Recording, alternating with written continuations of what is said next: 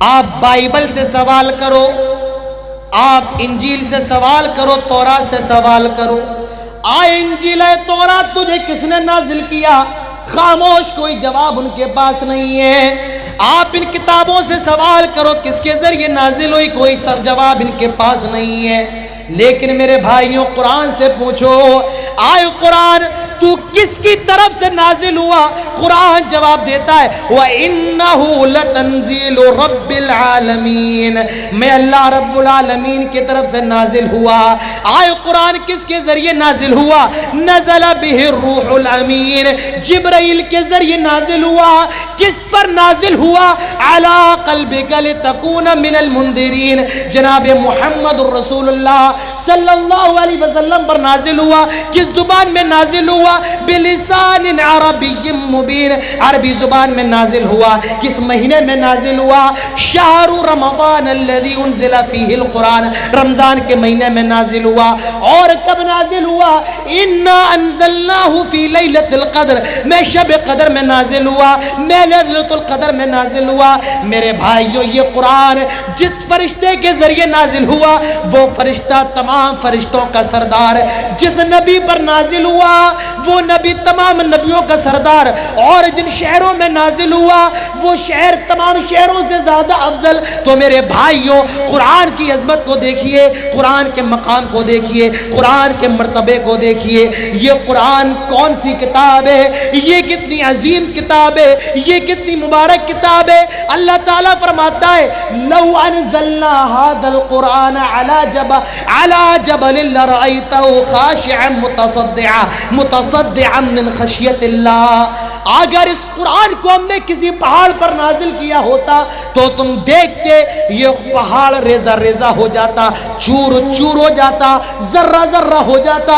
میرے بھائیوں، جب پہاڑ ریزہ ریزہ ہو سکتا ہے، ہمارے اور آپ کے دل کیوں نہیں پگھل سکتے ہیں؟ قرآن پڑھو۔ قرآن صرف پڑھنے کی کتاب نہیں ہے، قرآن یہ تدبر کرنے کی کتاب ہے، قرآن یہ غور کرنے کی کتاب ہے۔ افلا یتدبرون القرآن ام علی قلوب اقفالها، یہ لوگ قرآن پر غور کیوں نہیں کرتے؟ کیا ان کے دلوں پر تالے پڑے ہوئے ہیں؟ میرے بھائیوں، قرآن پر غور کرو، قرآن کی تلاوت بھی کرو اور قرآن کو سمجھنے کی بھی کوشش کرو۔ قرآن کی خصوصیت یہ بھی ہے میرے بھائیوں، قرآن جتنا پڑھا جائے، قرآن کی جتنی تلاوت کی جائے، آدمی کبھی قرآن کی تلاوت سے بور نہیں ہوتا ہے۔ میں آپ کے سامنے تقریر کر رہا ہوں اور کل پھر یہی تقریر کر دوں تو آپ کو سننے میں مزہ نہیں آئے گا۔ آئے گا؟ کہیں گے مولانا یہ تقریر کل ہو چکی ہے، یا میں پہلے جو آپ کے علاقے میں تقریریں کر چکا ہوں وہ آپ کے سامنے کروں۔ آپ کہیں گے مولانا یہ مزہ نہیں آیا بھائی، وہ یہ تقریر آپ پہلے کر چکے ہیں۔ میرے بھائیوں، قرآن ایک ایسی کتاب ہے، اس کو جتنا سنا جائے، جتنا پڑھا جائے، لیکن کبھی آپ اس سے بور نہیں ہوتے ہیں۔ ہر نماز میں، ہر رکعت میں امام بھی پڑھ رہا ہے، مقتدی بھی سورہ فاتحہ پڑھ رہا ہے، لیکن کبھی سورہ فاتحہ پڑھ کے بور بولو نہیں ہوتے۔ کبھی ایسا لگا ہے کہ بھئی آج چھوڑ دیتے ہیں، ارے ابھی پہلی رکعت میں تو پڑھی تھی، دوسری رکعت ایسے ہی مار دیتے ہیں۔ کبھی ایسا سوچا ہے؟ ایسا نہیں سوچا ہے نا؟ تو انسان کبھی بور نہیں۔ یہ قرآن کا معجزہ ہے، جتنا پڑھا جائے، جتنا سنا جائے، آدمی کو اتنا ہی مزہ آتا ہے۔ قرآن کا ایک معجزہ میرے بھائیوں، قرآن کا ایک معجزہ یہ ہے کہ اللہ تعالیٰ نے قرآن کو عربی زبان کے اندر نازل فرمایا۔ کس زبان کے اندر؟ عربی زبان کے اندر۔ اور میں آپ کو بتاؤں، آپ حیران رہ جائیں گے کہ عربی زبان اس وقت دنیا کے 20 ملکوں کی سرکاری زبان ہے، آفیشیل لینگویج عربی ہے، لغہ رسمیہ عربی ہے۔ 20 ملکوں کی سرکاری زبان عربی زبان ہے، عربی زبان ہے۔ اور یہ زبان، عربی زبان، یہ کس کی زبان ہے؟ یہ اللہ کی زبان ہے۔ کس کی زبان؟ فرشتوں کی زبان۔ کون سی زبان؟ عربی زبان۔ جنتیوں کی زبان کون سی زبان؟ بولو، عربی زبان۔ جہنمیوں کی زبان کون سی زبان؟ یہ نہیں پتہ، یہ اللہ تعالیٰ کو پتہ ہے۔ جہنمیوں کی زبان کون سی زبان؟ یہ اللہ کو پتا ہے، اللہ نے ہمیں اس کے بارے میں نہیں بتایا ہے۔ تو عربی زبان ہمارے نبی کی زبان، عربی زبان اللہ کی زبان، عربی زبان فرشتوں کی زبان، عربی زبان جنتیوں کی زبان۔ تو یہ زبان میرے بھائیوں اتنی عظیم زبان ہے کہ 20 ملکوں کی سرکاری زبان عربی زبان ہے۔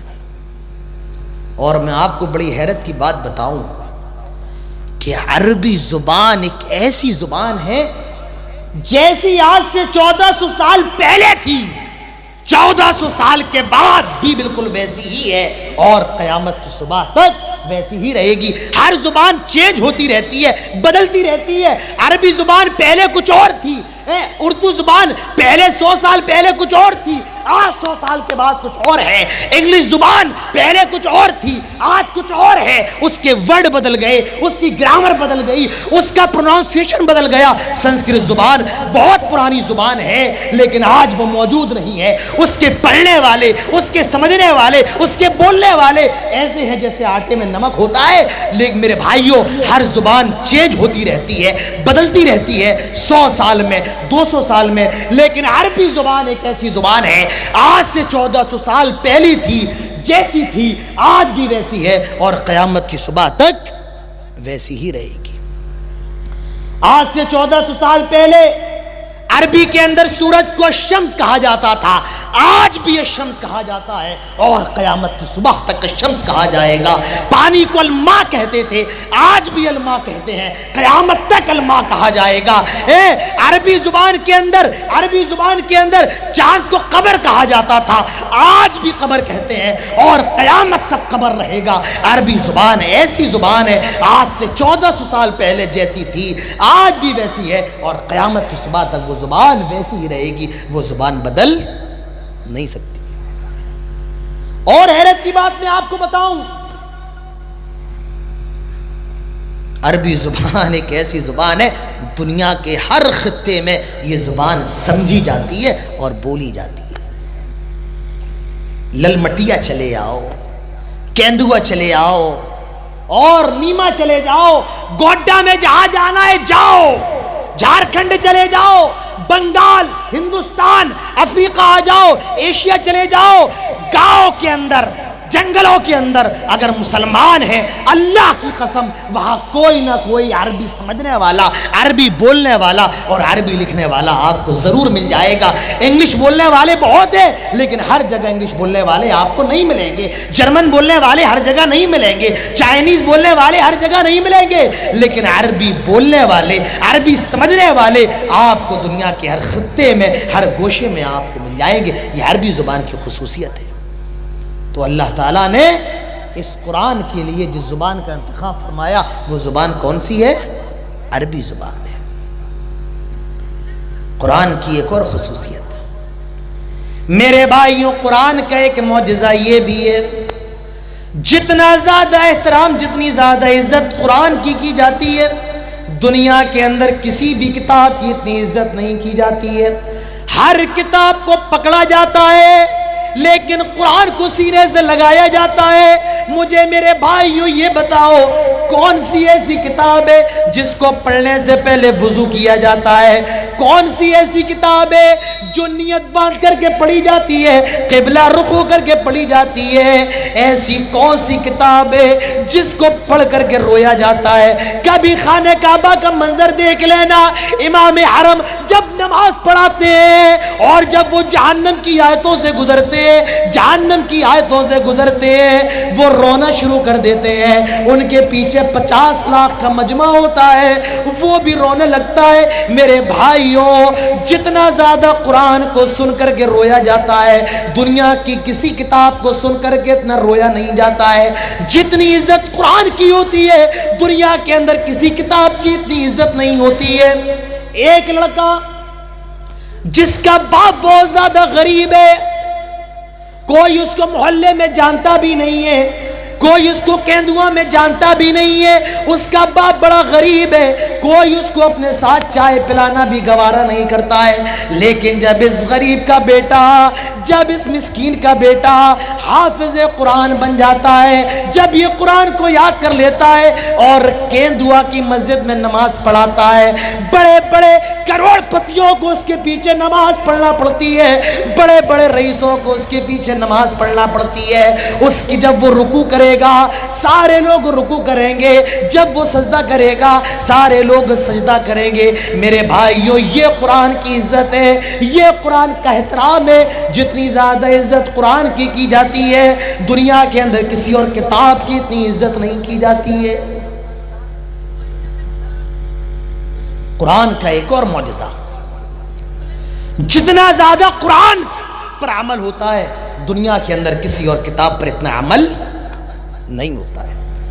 اللہ نے قرآن میں فرمایا اقم الصلاة لدلوق الشمس الى غسق الليل وقرآن الفجر ان قرآن الفجر کان مشہودا. آئے لوگوں نماز پڑھو, آئے لوگوں نماز پڑھو. آپ ذرا غور کیجئے میرے بھائیوں, دنیا کے اندر مسلمان نماز پڑھتا ہے, کتنا زیادہ نماز پڑھتا ہے. جمعہ کا دن آنے دو مسجدیں بھر جاتی ہیں, لوگ روڈ پر نماز پڑھ رہے ہیں, کوئی پارک میں نماز پڑھ رہا ہے, کوئی فیکٹری میں نماز پڑھ رہا ہے. کیوں پڑھ رہا ہے؟ اللہ تعالیٰ نے قرآن میں حکم دیا لوگوں نماز پڑھو. پوری دنیا کے مسلمان نماز پڑھ رہے ہیں. آپ ایئرپورٹ پہ چلے جائیں, آپ کو ایئرپورٹ پر مندر نہیں ملیں گے, آپ کو ایئرپورٹ پر گرودوارے نہیں ملیں گے, آپ کو ایئرپورٹ پر چرچ نہیں ملے گا. ہاں مسجدیں آپ کو ایئرپورٹ پہ ضرور ملیں گی.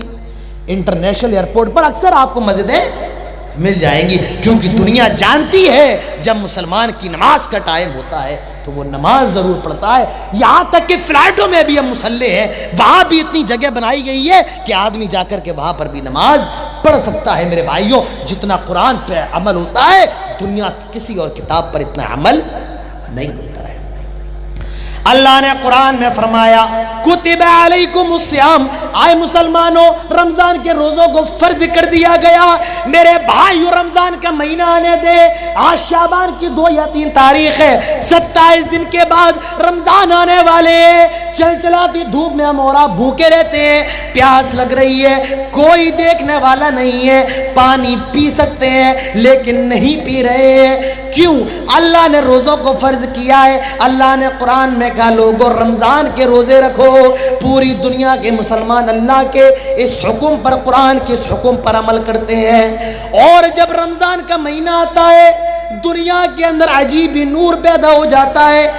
غیر مسلم بھی سمجھ جاتا ہے مسلمانوں کا رمضان آ گیا ہے, اب اس رمضان میں یہ روزے رکھیں گے. اور دنیا کے ہر خطے میں روزہ رکھا جاتا ہے. دنیا کے ایسے ایسے علاقے بھی ہیں جہاں 24 گھنٹے رات ہی رہتی ہے, اور کچھ علاقے تو ایسے ہیں جہاں 24 گھنٹے دن رہتا ہے لیکن وہاں بھی روزہ رکھا جاتا ہے. یہ کیا ہے؟ یہ قرآن کے حکم پر عمل ہے. جتنا زیادہ قرآن پہ عمل ہوتا ہے دنیا کی کوئی اور کتاب پر اتنا عمل نہیں ہوتا.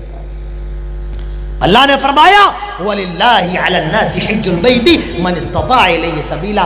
آئے لوگوں اگر تمہارے اندر طاقت ہے حج کرنے کی, حج کرو.